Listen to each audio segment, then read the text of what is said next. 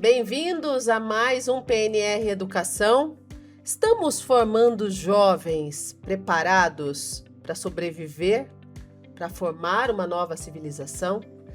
Nesse episódio de hoje, a gente vai falar sobre a crise da formação humana, mas eu quero lembrar que o PNR Educação é fruto da Escola PNR, um curso, um colégio de ensino médio, tem cursinho preparatório para vestibulinho, vestibular.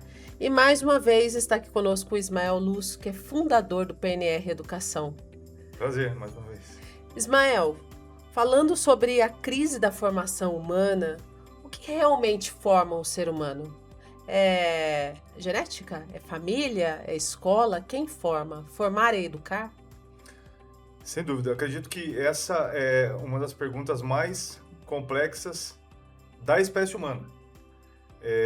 Durante milênios, todas as civilizações, em algum momento, se depararam com essa pergunta, né? Como nós nos identificamos? O que somos nós? Para que educar? Qual é realmente a importância de uma educação? Ela deve ser uma educação simplesmente para ações práticas? Ou é uma educação que vai além das ações práticas e visa um propósito mais elevado, um ideal, algo que transcenda essa materialidade, né? Tal qual nós conhecemos. Acredito que a verdadeira formação ela tem que passar por todos os campos do conhecimento. E, em primeiro lugar, sobre nós mesmos, né? Quem somos nós? Para onde estamos indo? Qual é o legado que foi deixado pelos nossos antepassados? Então, tudo isso vai acrescentar de alguma maneira para que, aos poucos, as pessoas, os jovens, sobretudo, se conheçam de forma gradual. E é importante ressaltar que o ser humano ele é o único animal que passa muito tempo com os seus, com a sua família, com a sua prole. Se nós fizermos uma análise de outros animais, né, leões, cães, entre outros, eles nascem durante alguns meses, já estão prontos para se lançarem sobre a natureza, para se lançarem sobre a vida, e faz com que o laço de sangue com os seus pais seja cortado muito rapidamente. O ser humano não. Ele passa durante décadas com a família, com o pai, com a mãe, precisa de um cuidado mais profundo, para que só então, depois de alguns anos, alguns longos anos, ele possa se projetar como, de fato, um ser autônomo, capaz de enfrentar os desafios da vida, capaz de construir, de deixar um legado, de se desenvolver. É a única espécie que realmente precisa de um cuidado mais especial, mais longo do que todas as outras. E mesmo com a evolução, né? Porque se for pensar, os bebês, a minha mãe falava que na minha época nascia de olho fechado. Hoje parece que os bebês só faltam nascer falando, né? Mesmo com a evolução da espécie, o ser humano ainda vai ser dependente de mãe e de pai, né? Sem No dúvida, cuidado. sem dúvida. São laços que duram muito, né? A espécie humana ela é diferenciada justamente por conta dessa tradição, desse legado, dessa conexão com os seus familiares, né? Ismael, eu comecei falando se os jovens estão preparados para sobreviver. Existe uma diferença entre sobreviver e viver. Queria que você explanasse um pouquinho dessa questão, dessa diferença entre viver e sobreviver, pelo ponto de vista filosófico. É, Sobreviver e viver. Eu parto do princípio de que, sendo um professor, e sendo um professor um pouco diferente do que se tem no ambiente escolar, eu me identifico como um professor e um pouco místico nesse sentido. Então, eu acredito que parte da nossa vida, ela, de certa forma, tem uma conexão que não é só material. E a vida, enquanto plena, ela tem que olhar para o aspecto material das relações humanas, o elo entre um ser humano e outro, a forma como há uma conectividade entre as pessoas, mas também é necessário conectar com algo que vai além do mundo material, que é o que na literatura, vamos dizer assim, mais mística é chamado de sagrado, transcendente ou espiritual. Então, a sobrevivência, ela se dá no campo da materialidade. É você construir, vender, comprar, manter a sua vida minimamente organizada. Agora, a vida enquanto plena, a vida enquanto uma máxima potência, ela está no campo do espiritual, ela está no campo do espírito. Ela se dá no momento que nós entendemos o nosso papel em relação aos outros, em relação à nossa ética, à nossa forma de viver em comunidade, em sociedade, mas também é importante que haja essa conexão com o sagrado, com o transcendente, com algo que vai além desse campo meramente material e de causa e consequência. Há um outro campo, há um outro aspecto da vida, e é nesse campo que nós podemos falar que há de fato uma vida plena, e não simplesmente uma sobrevivência. E o que está acontecendo com os nossos jovens que não conseguem acessar esse segundo plano? Bem, vamos lá. É, toda a sociedade ela tem os seus prós e os seus contras. É importante lembrar que a nossa sociedade ela é moderna, se diz moderna, foi definida pelos historiadores, pelos sociólogos, pelos pensadores como moderna, porque ela justamente rompe com as sociedades, com as civilizações do passado. Então nós podemos entender que no passado havia um tipo, num passado, um passado de 4.000, 5.000 anos atrás, nós podemos entender a sociedade como uma sociedade de tipo cosmológica. O que é uma sociedade cosmológica? Tudo que acontece nessa sociedade tem um vínculo com o sagrado, tem um vínculo com o transcendente, tem um vínculo a partir da interpretação dos mitos, por meio da simbólica, por meio da simbologia. As pessoas todas entendiam que cada ente, cada membro dessa sociedade cumpria um determinado papel, e esse papel fazia com que toda a sociedade estivesse organizada, onde cada elemento cumpria, então, uma função específica, mas o todo estava harmonizado. Essa sociedade tipo cosmológica. Com o advento do Cristo, do judaísmo, do Islã, as sociedades podem ser entendidas sob o ponto de vista do tempo. Não há uma sociedade, do ponto de vista do histórico, não há uma sociedade que não esteja presa ao tempo. A sociedade cosmológica ela não estava presa ao tempo. A sociedade histórica, a partir do advento do Cristo, passa a ver o mundo como uma sociedade que depende de uma conclusão. Então, é uma sociedade que aponta para algo, uma sociedade que aponta para um fim. E isso fazia parte do dia a dia dos jovens, das famílias, de todas as pessoas que estavam inseridas nessa sociedade. Agora, a nossa sociedade moderna, a sociedade que nós fazemos parte, ela não é cosmológica, ela não é uma sociedade de tipo histórica, ela é uma sociedade de tipo mecanicista. É uma sociedade onde o elemento humano ele se tornou uma parte de uma engrenagem.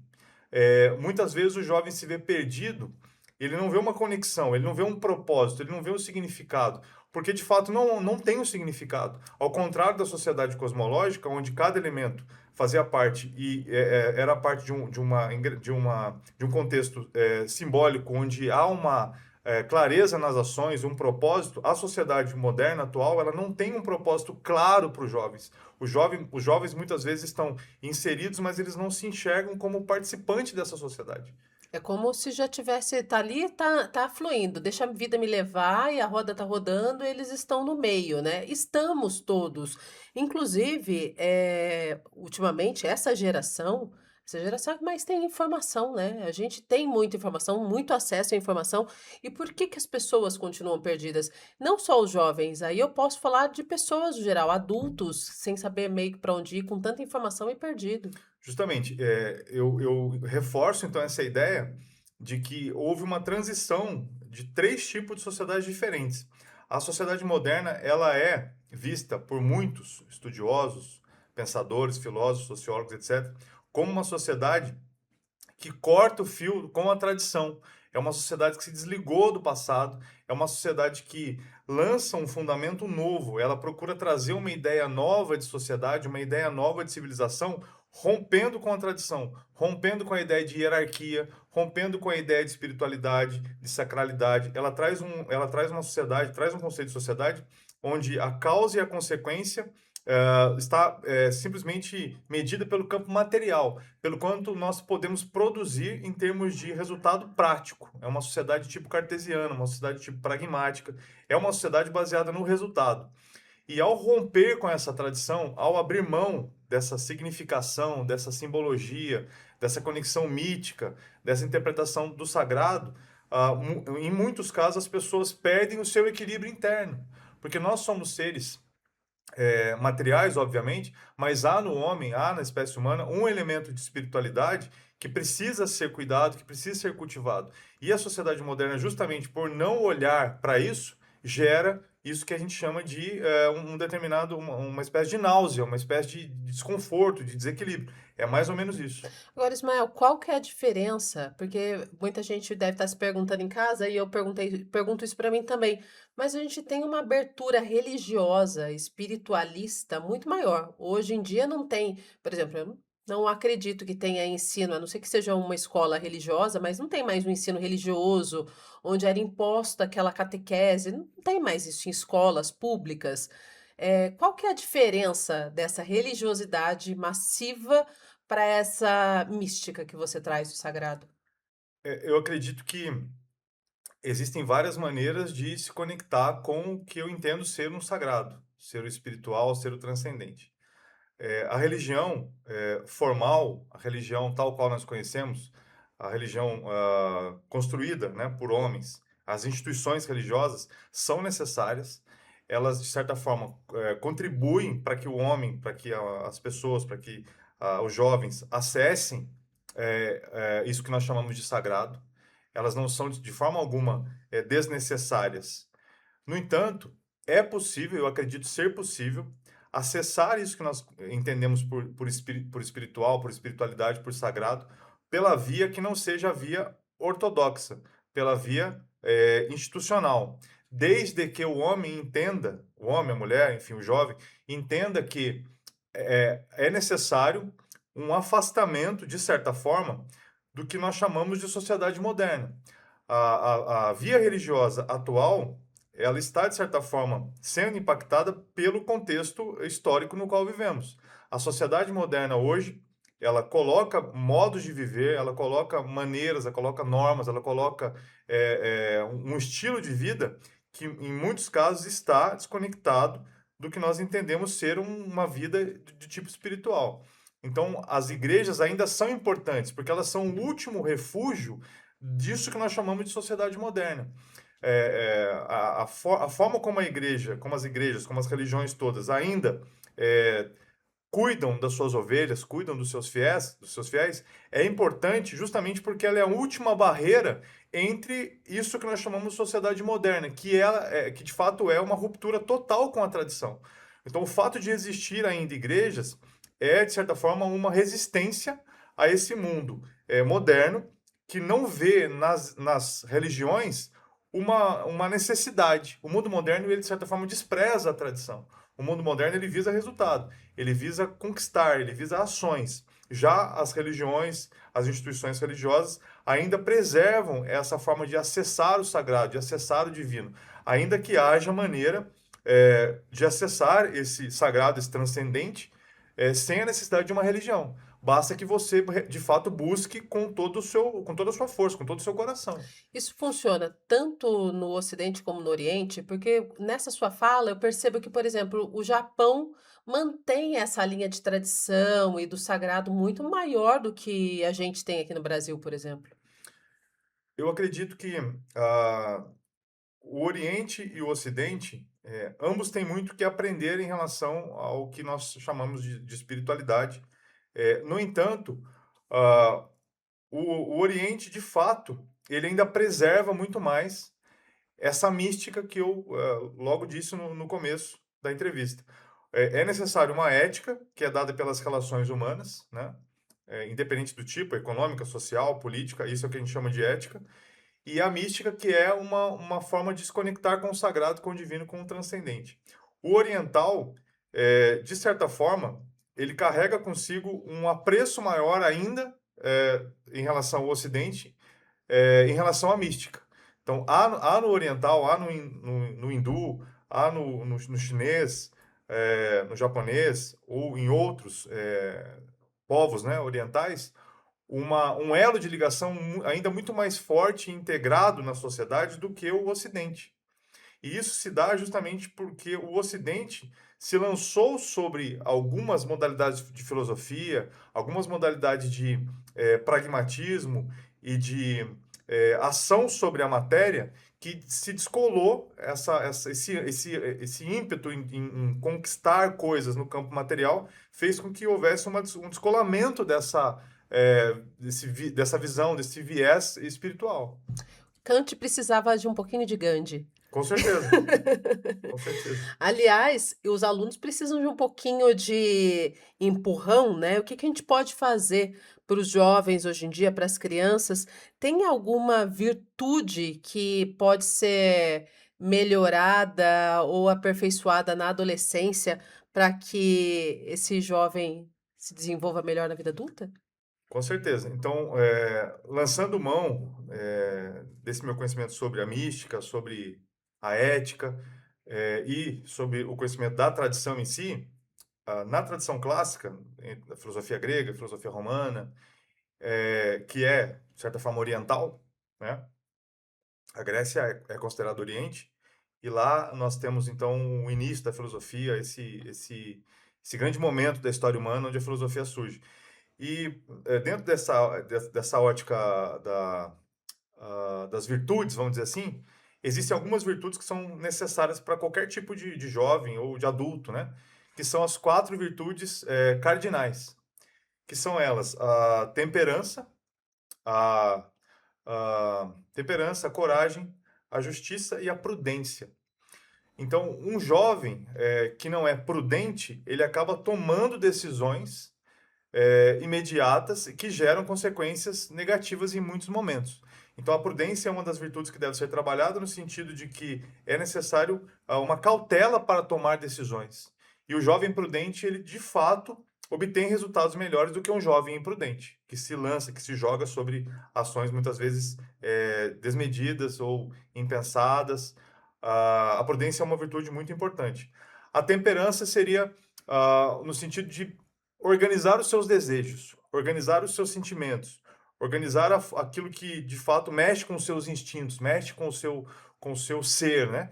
Então a temperança é importante nesse sentido. Um jovem que não domina os seus instintos, não domina os seus desejos, não domina as suas intencionalidades, ele também acaba gerando ações que vão gerar resultados negativos. Então a temperança é muito importante nesse sentido. A justiça é uma virtude muito importante. Na medida que você é justo, você dá ao outro aquilo que lhe é de direito. Ou seja, é saber organizar as relações. O que cabe a mim receber, o que cabe ao outro receber, o que cabe aos pais receber, o que cabe ao filho receber, como que as relações se dão no ambiente social, de maneira que cada um receba aquilo que é seu. E um jovem que tem esse senso de justiça, ele de fato é um jovem especial, né? A justiça não é algo tão simples assim de se desenvolver. E por fim, a coragem é uma das virtudes que coroa todas as outras, é a mais importante de todas. Porque sem a coragem, nenhuma das outras virtudes funciona, né? Um jovem que tem todas as virtudes, mas é um jovem que não tem coragem para se expor, para se aprimorar, ele não vai desenvolver nenhuma outra virtude. Então, coroando essas 3 virtudes, a coragem é a virtude mais poderosa que faz com que o jovem, de certa forma, ultrapasse aquela zona de conforto e vá para o embate e vá, de fato, para a vida adulta e se desenvolva e cresça e faça e seja realmente uma pessoa completa. E como que o Colégio PNR trabalha essas virtudes na escola, ainda mais esses adolescentes com os hormônios à flor da pele, né? Quando você fala de coragem, até me lembrei da minha época, a sua também. Sim. O maior ato de coragem que eu vi na minha época, quando eu era adolescente, foram os caras pintadas. Eu não consigo ver um ato de coragem hoje em dia desses adolescentes. Perfeito. Dentro do colégio, há uma necessidade muito grande de trabalhar as dificuldades que esse aluno traz do ensino fundamental. Então, isso já é um desafio muito grande. E o próprio fato do estudo normal, né, o estudo regular acontecer, já é uma maneira de trabalhar as virtudes, né? Um aluno que está estudando se desafia e busca ir melhor, e busca novas maneiras de aprender, ele já é um jovem corajoso, ele já é um jovem que está sendo desafiado, ele está testando a sua coragem. É um jovem que sabe que é importante respeitar as regras, que é importante colaborar dentro de uma sala de aula. Ele é um jovem que está buscando a justiça no sentido de harmonia, no sentido de organização da ordem. Um jovem que deixa de fazer uma atividade de lazer para estudar é um jovem que está sendo temperante, é um jovem que está buscando a temperança. Então, o próprio ensino regular, ele vai trazendo essa propriedade, né? Essa característica da virtude sendo trabalhada a cada momento. E também temos um capítulo especial dentro do estudo regular, que é o projeto de vida. Então, ele tem uma hora por semana onde essas virtudes, essas frentes de trabalho, essa maneira diferente de olhar para si, de olhar para o outro, olhar para o mundo, vai ser trabalhada também. A escola, no geral, tem formado jovens para provas ou tem formado jovens para a vida? O PNR eu sei que está nesse caminho de realmente encaminhar os alunos, mas e no geral, Ismael? Claro, é um desafio muito grande, Vanessa, inclusive para o PNR, fazer com que o colégio não seja simplesmente um colégio que exista simplesmente para gerar aprovações, né? Até porque é um colégio que começou com cursinhos, né? Exatamente. Cursinhos de vestibulinhos, de vestibulares. Então, assim, o pai espera que você forme para a prova. Eu quero que meu filho vá bem na prova. Justamente. E aí eu trago de novo esse conceito da sociedade moderna. Todas as nossas ações, todos os nossos projetos, eles são frutos do nosso tempo. E o nosso tempo, ele se enquadra dentro de uma sociedade de tipo moderna.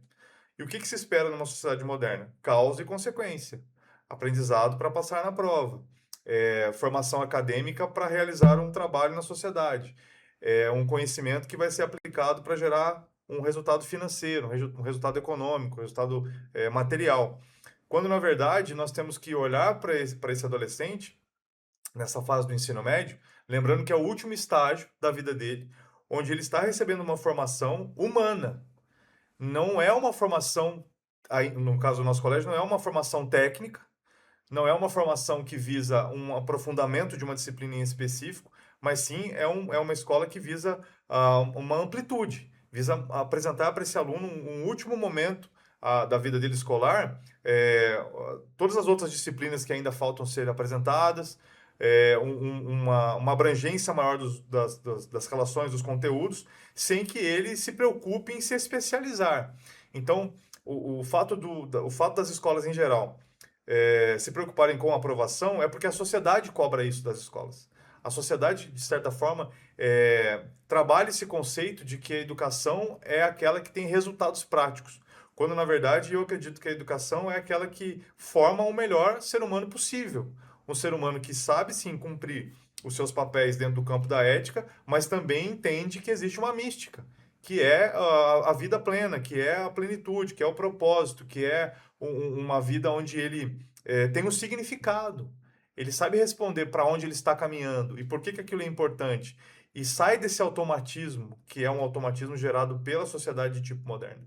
Na década de 90, a gente ouvia muito assim, mas isso vai dar dinheiro? Você está se formando para dar dinheiro, né? Você vai ganhar com isso? Os pais se preocupam muito, né, com o futuro dos filhos. Mas o que eu tenho percebido que mudou muito assim, você gosta de fazer isso? Sim. Quando você gosta, quando você está fazendo uma coisa que te dá prazer, o dinheiro é consequência, né. Então isso daí, dá para inserir já nesse momento ou ainda tem aquela pressão: "Não, mas você tem que ser médico, você tem que ser engenheiro, você tem". Como que você vê essa mudança dos pais? Eu acredito que é inevitável que algumas famílias comecem a olhar para isso. Mas eu não acredito que é a maioria. Eu acredito que uma pequena parcela da população que tem um pouco mais de conhecimento, um pouco mais de clareza, que busca um pouco mais de espiritualidade, acredito que algumas famílias nesse sentido tendem a buscar algumas respostas e essas respostas, de alguma forma, vai ser transmitida para os seus filhos. No sentido de que o filho precisa de uma formação onde ele, de fato, se sinta confortável em agir no mundo. Afinal de contas, uma profissão nada mais é do que um serviço ao próximo. Então, à medida que você busca se transformar, se formar, eh, busca interesse em desenvolver uma profissão, no fundo, em última instância, você está buscando servir a alguém, servir a algum propósito, servir a sociedade com aquilo que você tem de melhor. Se você é um médico, você vai servir cuidando das pessoas, cuidando da saúde. Se você é um engenheiro, você vai servir, de certa forma, construindo casas, pontes, estradas. Se você é um gari ou qualquer outro tipo de trabalhador braçal, você também está cuidando ali das operações do dia a dia. Então, todo ato profissional é um ato de serviço, é um ato de amor ao próximo. Então, à medida que as famílias entendem que a criança, que o jovem precisa se entregar em prol de uma sociedade, em prol de um projeto, em prol de um trabalho que seja importante para a sociedade, isso vai sendo construído de uma forma diferente. O aluno que faz uma faculdade ou um curso somente por dinheiro, em alguns momentos ele pode realmente se frustrar, ele pode adoecer, ele pode entender que a vida dele não é simplesmente cumprir um papel monetário, um papel econômico, mas sim servir. O ato de servir. Mais uma vez, esse campo ético vai ser colocado à prova e não há como fugir disso. Lembrando que o PNR Educação, esse nosso programa, tem o apoio do Colégio PNR. O Ismael Luz é o fundador. Ismael, o que mais ameaça o futuro dos jovens hoje? É falta de conhecimento, falta de disciplina ou falta de propósito? O que mais ameaça a nossa sociedade como um todo, e o jovem faz parte dela, é a falta de propósito.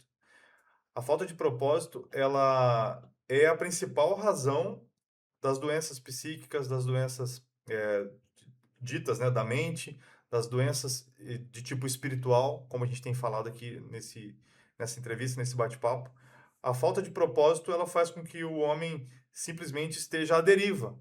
Um homem, uma mulher, um jovem que não sabe responder para onde está indo, ou seja, não tem um propósito, não tem uma missão, não tem um objetivo claro, não sabe por que está fazendo o que está fazendo, em algum momento ele vai se perder, em algum momento ele vai se questionar, em algum momento ele vai ter que olhar para dentro de si e restaurar esse elo, esse vínculo, esse propósito vai ter que surgir novamente. E volto a dizer, a sociedade que nós vivemos hoje, ela é justamente aquela sociedade que rompe com a tradição, ela rompe com a mitologia, ela rompe com os símbolos, ela rompe com os propósitos das sociedades antigas.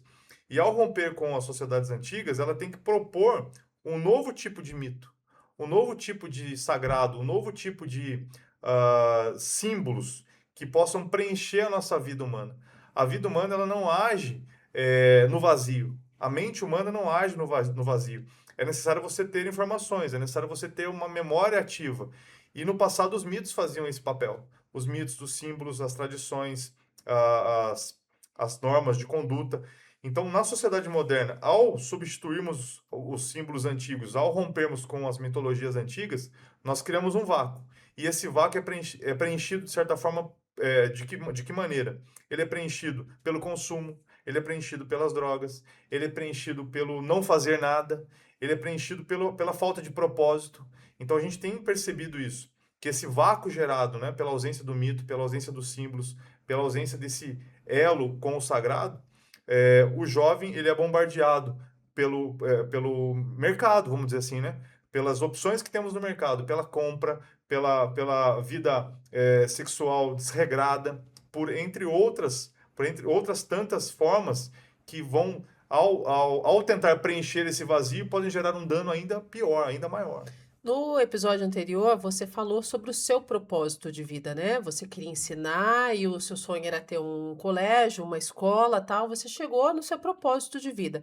Como você coloca na prática esse propósito de vida para os alunos? Porque se você chega para um adolescente hoje de 15, 16 anos, qual que é o seu propósito? Ele não sabe. Qual que é o seu sonho? Às vezes não tem sonho, mas são coisas.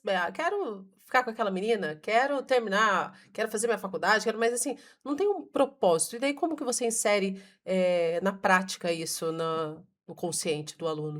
Perfeito. Então, um aluno em formação, ele ainda não tem condições de entender um propósito de forma concreta. Ou seja, não adianta você chegar para um aluno e dizer para ele, faça isso porque o resultado será importante, ou age dessa maneira visando tal conquista. Ele não vai entender isso, porque isso ainda não faz parte da vida experiencial dele, da vida vivida. Ele não tem ainda essa vida, essa ação, essa prática dentro de si. Aquilo para ele são só palavras jogadas ao vento. Agora, como eu acabo de dizer, por meio das histórias, por meio das narrativas, por meio da literatura, por meio de jogos, por meio de uma maneira lúdica de ensinar para esse aluno como os grandes homens do passado, como as grandes civilizações do passado realizaram seus feitos, como construíram civilizações, como foram construídas as ideias, como foram construídos os projetos. A partir do momento que você começa a narrar, a partir do momento que você começa a contar histórias, esses símbolos, como eu estou afirmando o tempo todo, esses símbolos começam a fecundar a mente desse jovem. E naturalmente ele começa a entender por meio da sua memória, por meio dessa curiosidade, por meio de algo que vai brotando dentro dele, porque faz parte da espécie humana sonhar. Então, a partir do momento que você fecunda os símbolos, fecunda a mente, fecunda a memória, estimula, faz com que ele seja, aos poucos, colocado diante da cultura, porque afinal de contas, o que é a educação, se não o momento em que você coloca um jovem diante da cultura? Uma educação de verdade, uma educação genuína, ela tem que cumprir esse papel, que é apresentar a cultura aos jovens, que é apresentar a cultura à geração que está chegando. Então, a partir do momento que você, aos poucos, apresenta essa cultura, por meio da literatura, sobretudo, ensinar é ensinar por meio de livros. Ensinar não é simplesmente você fazer com que haja procedimentos mecânicos, repetição, não é justamente isso. Ensinar é muito mais do que memorizar. Obviamente que a memória é importante, mas você tem que fecundar por meio do que foi construído pelo legado, pela civilização anterior à nossa, né? Nós não tiramos nosso conhecimento do nada. É importante, então, que esse jovem conheça a cultura, transite nessa cultura, desde a literatura, das obras jurídicas, das obras poéticas, das obras musicais, e conheça da onde, de fato, saíram o seu repertório, para que ele possa se projetar. Aproveitando essa deixa, por que que algumas civilizações produzem grandes líderes cientistas e artistas enquanto outras entram em decadência? Perfeito. Eu acredito que toda civilização ela está sujeita a um momento onde a sua estrutura pode vir a ruir, todas elas. E é uma pergunta difícil de responder no sentido de que todas as civilizações têm os seus marcos fundadores, né, que são os seus mitos de fundação. Todas as civilizações, de certa forma, têm o seu apogeu, que é o seu momento mais dourado, o seu momento mais glorioso. E todas as civilizações, ou a grande maioria delas, está sujeita a ruir à medida que ela perde de novo o seu propósito. Mais uma vez falando de propósito. Então, quando uma sociedade já não consegue olhar para dentro de si, quando as pessoas dessa sociedade não conseguem olhar umas para as outras e entender qual é o sentido da sua existência, qual é o seu papel no mundo, esse momento passa a ser, então, um momento muito perigoso, que é o que alguns filósofos, né, inclusive tem um filósofo brasileiro, que é o Mário Ferreira, que diz isso, que pode haver uma invasão vertical e não uma invasão horizontal que faz com que essa sociedade entre em colapso. Uma invasão do tipo horizontal seria uma invasão pelas fronteiras, né? Povos de fora entrando nessa sociedade e fazendo com que ela ruísse, porque houve de fato uma invasão, uma guerra entre povos diferentes. Então os flancos são quebrados e a sociedade ela rompe. Mas há também um tipo de ruptura, um tipo de queda, de eclosão, que é vertical, ou seja, os seus próprios membros internos, por falta de propósito ou por não acreditarem mais nessa sociedade, eles mesmos contribuem para que ela entre em colapso. Então pode haver uma ruptura, uma sociedade pode entrar em colapso ou por membros de fora, ou por uma coalizão de fora, ou pelos próprios membros de dentro podem fazer com que haja essa queda. A inteligência artificial pode ser um colapso? Com certeza. A inteligência artificial ela é, como qualquer outra técnica, mais uma técnica, né? E o que é a técnica? A técnica é um esforço humano para reduzir um esforço. Ou seja, o trabalho, o labor, ele exige energia, ele exige um desgaste humano. O que a tecnologia faz? Ela reduz esse desgaste. Então, por exemplo, se eu quero plantar, eu posso plantar com as mãos, eu posso arar o solo com as mãos, vou ter um esforço para isso, ou eu posso arar o solo com uma enxada. Então, eu crio uma tecnologia, que no caso é a enxada, ela reduz o meu esforço e eu posso arar o chão agora, tendo menos esforço. A tecnologia do tipo inteligência artificial é também semelhante a uma enxada. Você precisa realizar um esforço. Você pode usar uma inteligência artificial para reduzir o seu esforço.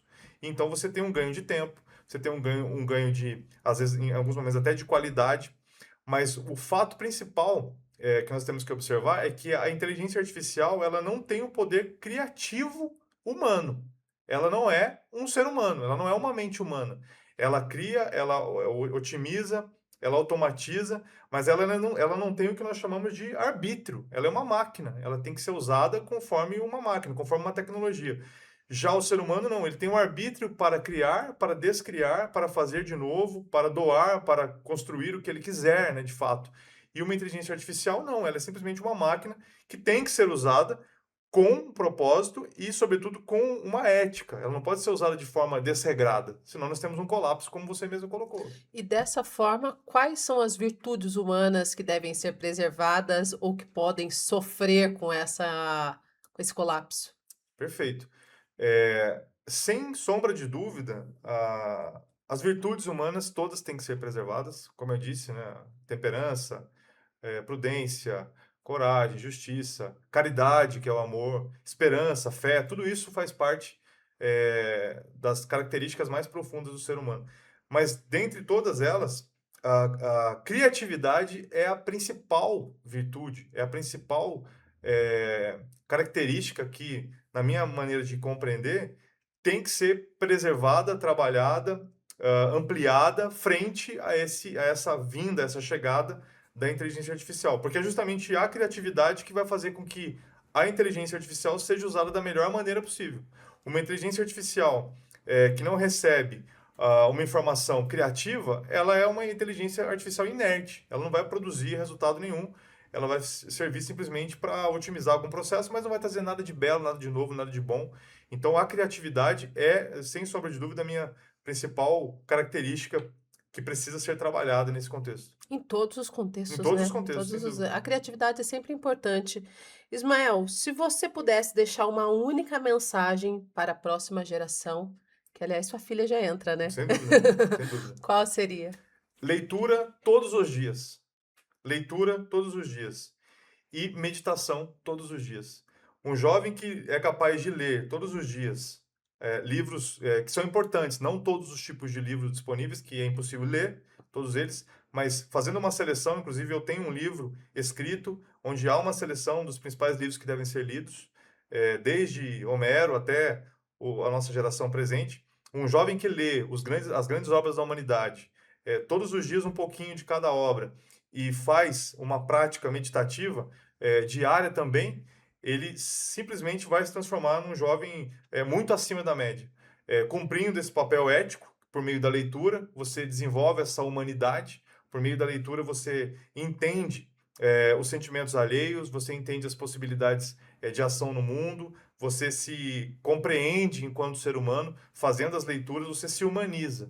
E por meio da meditação você se conecta com isso que nós chamamos de mística, que é essa relação com o sagrado, com a bondade, com a divindade, com a espiritualidade. Então, cumprindo esses dois papéis, é impossível que esse jovem realmente não cumpra o seu papel na vida. Que livro que você está lendo atualmente? Eu estou lendo muitos livros. Você consegue ler Muitos. vários ao mesmo tempo? Não nos perde? No começo, há alguns anos atrás, eu focava um pouco mais em alguns tipos de leitura e só passava para outros livros depois que eu tivesse terminado o livro que eu estava lendo.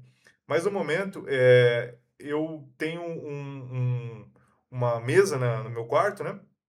E aí eu percebi que naturalmente a mesa começou a ter cada dia mais livros sobre ela. E eu fui deixando, eu simplesmente não limpei mais a mesa, né? Aí Então um dia você lê o eu capítulo leio um de capítulo de um capítulo de outro, foi natural, não foi algo que eu criei. Então, naturalmente, hoje eu estou lendo vários livros, obviamente que livros que circulam dentro de um campo de pesquisa que é o campo da pesquisa filosófica, da pesquisa histórica e da pesquisa filosófica. E o meu violão também fica na parede, e de vez em quando eu saco o violão lá e toco um pouco de violão durante as Aí leituras. você fica Sim, dividindo, né? dividindo. Mas assim, vou responder a sua pergunta de forma mais clara. Eu estou, nesse momento agora, né, hoje, eu li um pouco sobre as correntes do marxismo, no sentido de entender a evolução da filosofia. Então, eu tenho um livro em casa muito legal, que explica sobre o marxismo, comunismo, e ele, nos primeiros capítulos, trata da evolução filosófica desde os pré-socráticos até o Marx. Então eu gosto bastante desse livro. Já que você falou de livro filosófico, tem algum livro que você queira indicar? Inclusive, vamos colocar agora um quadro aqui no PNR Educação, nesse nosso programa. Todo professor que vier aqui vai indicar um livro da semana, um livro bom para esses alunos. Tem alguma indicação? Com certeza.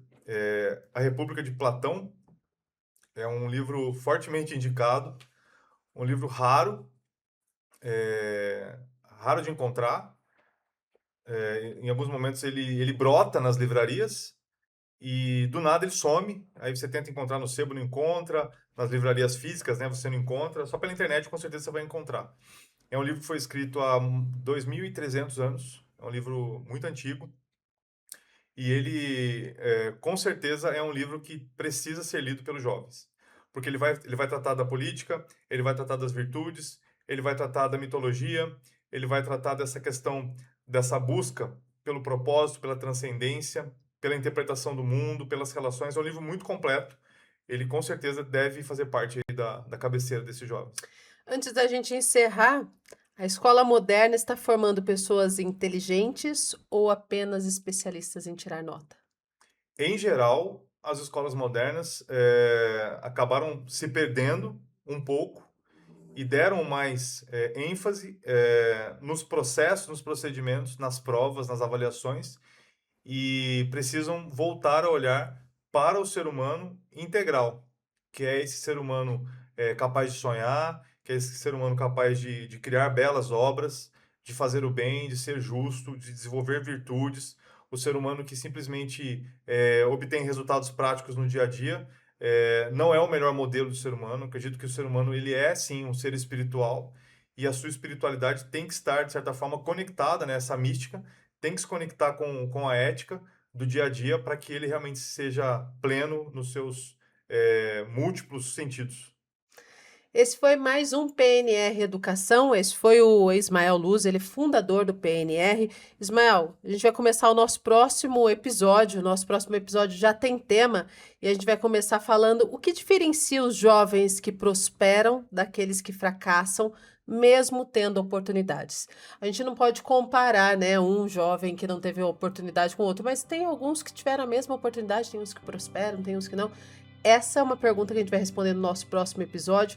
Se você gostou desse, eu te convido a curtir, compartilhar e deixar o seu comentário aqui com a gente. Até o próximo episódio.